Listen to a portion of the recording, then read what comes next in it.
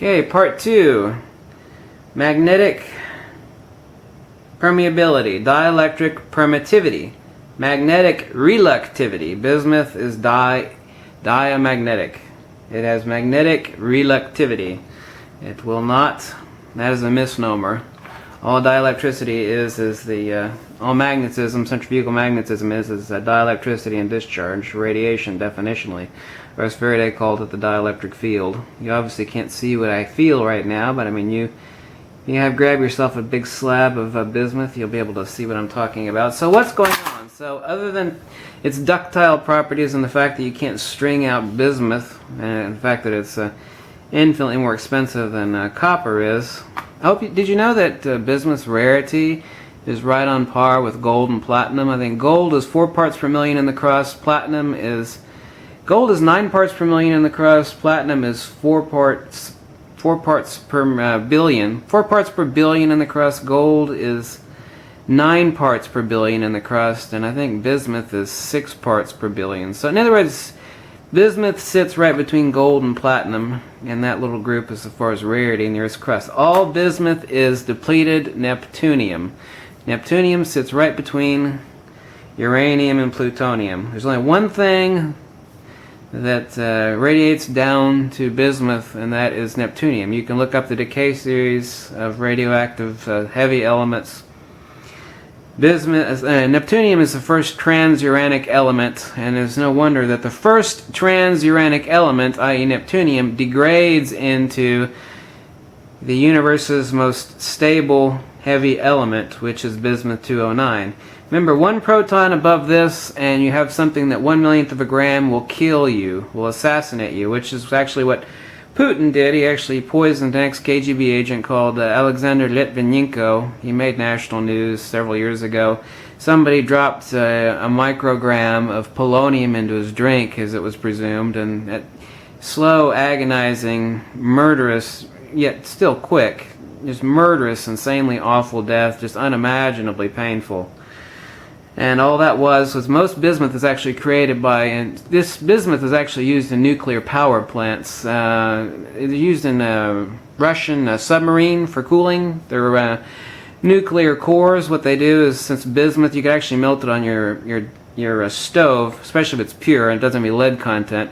It's heated up in a liquid form, is used as a nuclear coolant. But what happens is that neutrons penetrate the nucleus of the bismuth, and it undergoes conversion to a proton, and so you end up with polonium. So that's what happens. There's a movie with Harrison Ford called K-19 where they go in to repair the reactor. They didn't die from the uranium or the radioactivity from the core. They died from bismuth that had been radiated and turned into deadly radioactive, extremely hazardous polonium.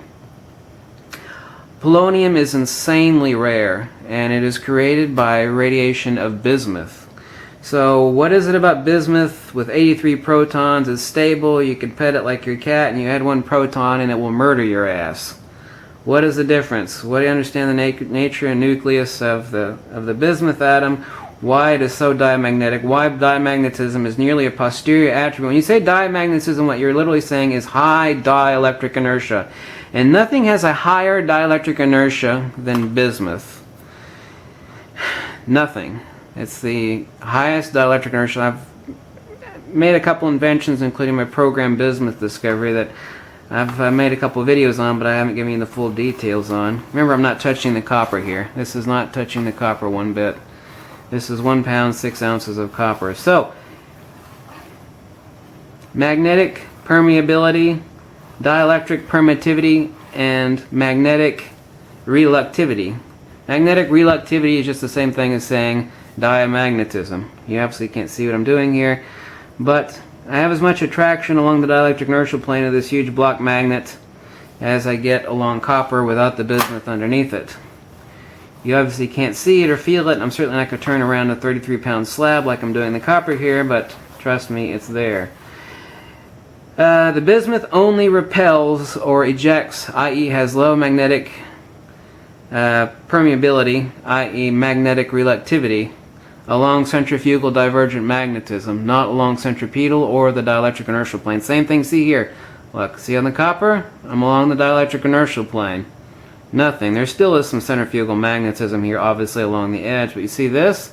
Now, let's turn it to centrifugal divergent magnetism. Oh, look, no movement versus a ton of movement. I also have enormous friction between the copper and the bismuth. I'm about 1/4 of an inch away from the copper. I'm not touching it at all. Except when I scraped it accidentally there.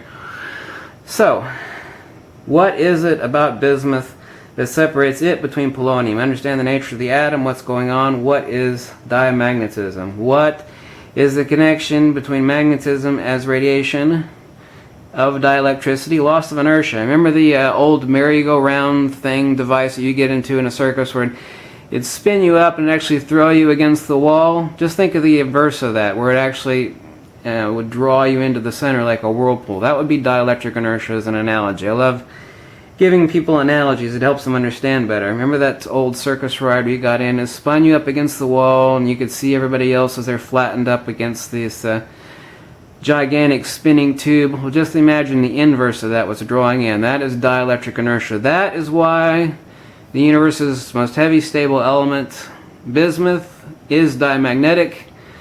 Diamagnetism is a resultant of extremely high dielectric inertia. That is why in nuclear submarines, especially the Russian ones, there's Generation 4 nuclear reactors supposedly going to start using a combination of lead and bismuth for a nuclear core reactor coolant. Why 1 additional proton added to this stuff, 1/1,000,000th of a gram, will quickly and murderously and heinously kill you, as President Putin did the ex-KGB agent Alexander Litvinenko. Made national news a few years ago. What's the difference between tame bismuth, most heavy stable element in the universe, and extremely radioactive and insanely poisonous? That's because there is a supreme, unique, absolute limit harmonic of protons, neutrons in and of the bismuth atom, and that why 1 additional proton will turn this tame stuff into something insanely deadly and dangerous. Remember, bismuth is neptunium at the end road of full nuclear decay into stable bismuth. You can look up decay series on Wikipedia or Google if you like. Uranium, plutonium, thorium all terminate into lead. Only neptunium terminates into bismuth. Bismuth is as rare. It's in the same scale with gold and platinum on its rarity in parts per billion in the Earth's crust. The way you can think about it, since I love analogies, is that you can have an extremely high dielectric inertia as an equivalent to saying a Lamborghini going 200 miles an hour down the Autobahn. Any little critter that comes out in front of it is going to get mowed down. That's a way to think of dielectric inertia. Nothing will stand in its way unless, just like this bismuth, when it is irradiated and turned into polonium where it starts throwing itself apart, the same way with that 200-mile-per-hour Lamborghini, anything that's in its way, it will mow it down. Just like magnetism, this bismuth has extremely low magnetic permeability, i.e. high magnetic reluctivity. So just like our 200-mile-per-hour Lamborghini, anything gets in front of it, it's going to mow it down and kill it. That's why we'll not let magnetism in as an analogy. Now, if you take the Lamborghini and just like irradiating, adding a proton to the center of a perfect, just think of bismuth as the Lamborghini of elements. Okay, I love analogies. Makes people understand things better without really long explanations. Now, as we all know, if you hit a right spot, throw a little monkey wrench or a bad part into one little certain spot of that Lamborghini, the whole thing will fly apart. It will fly apart at the seams. It will explode. It will kill you.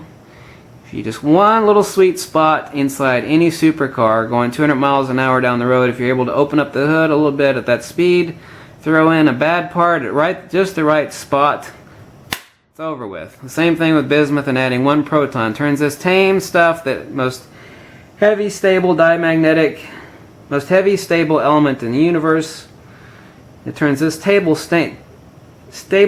tame lapcat element into a dangerous lion that will bite your head off and murder you, and then poop you out the other side. You go from bismuth, you go from the tamest, heaviest element One proton, you've got polonium, the most deadly, dangerous, murder, assassinate you element. It's the same thing with our Lamborghini. This is literally, in analogous understanding, the highest order of harmonic dielectric inertia possible. That is why I've made a couple discoveries with programmed bismuth. So in other words, there is higher dielectric inertia, but it is extremely unstable, insanely rare. Some of the elements, there has been less than, in the past 100 years, there's been less than a gram synthesized, and even when it's synthesized, it only exists for a few hours. So, all that stuff doesn't exist. In other words, this is the highest dielectric inertia possible of an element in the universe. But as we know, we could turn this into deadly dangerous polonium simply by throwing a little monkey wrench in the right spot, just like our Lamborghini going down the road at 200 miles an hour. I love analogies. Always helped me understand things better and get away with the nonsense. Get the analogies, you can draw conclusions quicker and work on a retroductive analysis, cross comparison. So that is what our bismuth is. It has high dielectric inertia, just like a Lamborghini going down the Autobahn at 200 miles an hour. But if you get inside of it and throw a little monkey wrench in, it will fly apart and it will kill you. The same way this stuff did on the nuclear submarines. The Russian submarines, they had some issues with bismuth coolants, and that's what murdered the crew. And that's why polonium is so insanely dangerous. Anyway. Magnetic permeability versus dielectric permittivity. And as implicative of dielectric inertia in the bismuth, we are referent to magnetic reluctivity. Thanks for watching. Hope that was simple enough.